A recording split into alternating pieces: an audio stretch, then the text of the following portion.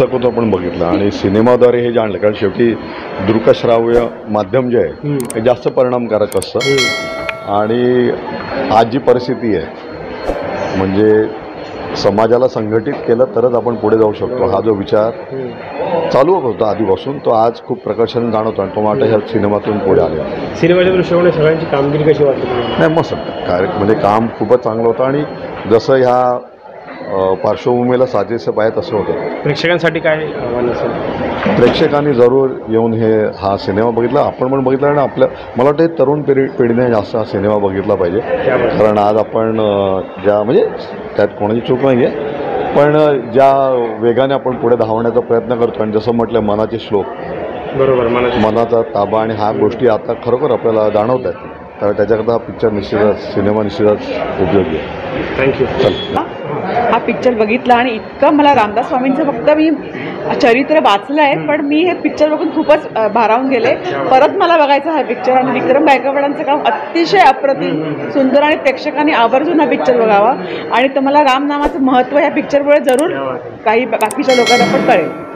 चित्रपटाचं लेखन किती चांगल्या प्रकारे खूप सुंदर केलं आहे. मी म्हटलं रामदास स्वामींबद्दल ते काय दाखवणार, मला वाटलं फक्त शिवाजी महाराजांबद्दलच काही गोष्टी सांगतील पण त्यांनी पूर्ण त्यांचं बालपणापासून जे त्यांचं आत्ताचं जे निर्माण झाल्यापर्यंत सगळा इतिहास आम्हाला इतका छान प्रभावीपणे प्रकट केला की खरंच हा पिक्चर सर्वांनी आवर्जून पाहावा असं वाटतं. Thank you ma'am.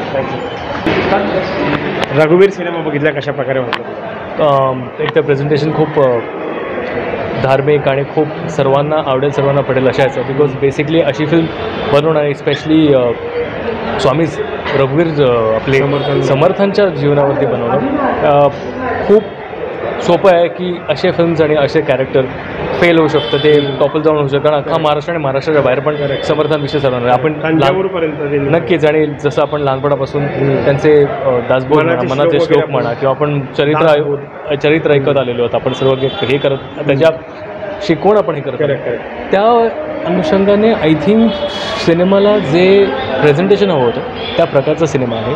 आय थिंक सगळ्या एज ग्रुपच्या सर्व लोकांना तो अपील होईल असं मला वाटतं.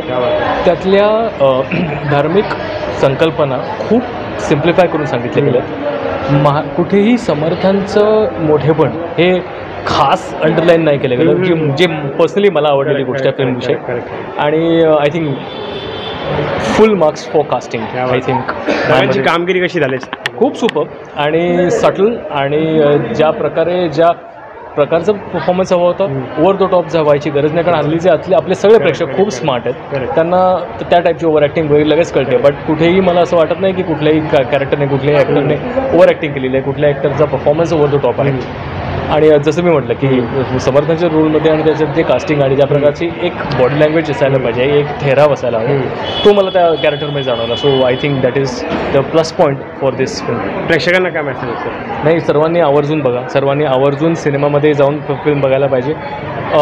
ते म्हणजे अगदी मी माझं पर्सनल सांगतो की मनाचे श्लोक ऐकताना मला माझ्या लहानपणाची आठवण आली. ही आठवण सर्वांनाच होईल आणि ज्या लहान मुलांना त्याची माहिती नाही आहे आय थिंक त्यासाठी थिएटरला जाऊन नक्कीच बघण्याची गरज आहे. थँक्यू. तर मॅडम रघुवीर सिनेमा बघितलेला आहे, कशा ॲज अ ऑडियन्स कशा प्रकारे दर्शवतात? मी स्वतः काम केलं आहे त्याच्यामध्ये पण म्हणजे काम काय माझे तीनच सीन होते त्यामुळे मला पूर्ण सिनेमाचा आवाका कळत नव्हता. पण आता बघितल्यानंतर कळलं की खूपच एकदम वेगळा अनुभव होता. समर्थ रामदास स्वामींचा आतापर्यंत आपण आरती ऐकली किंवा मनाचे श्लोक ऐकले किंवा धड्यांमधून जितके रामदास स्वामी कळले तेवढे आता समग्र जीवन त्यांचं 2 तासात मांडण्याचा त्यांनी प्रयत्न केला. पण त्या 2 तासांनी सुद्धा आम्हाला अभूतपूर्व असा आनंद दिलेला आहे आणि मनापासून वाटायला लागलं की आता पूर्ण दासबोध ऐकावा आणि वाचावा. सगळ्या कलाकारांची कामगिरी तुमच्या अनुमानाने कशा प्रकारे करण्यात छान झाली. लेखन कशा प्रकारचं चित्रपट? मला लेखन जास्त आवडलं.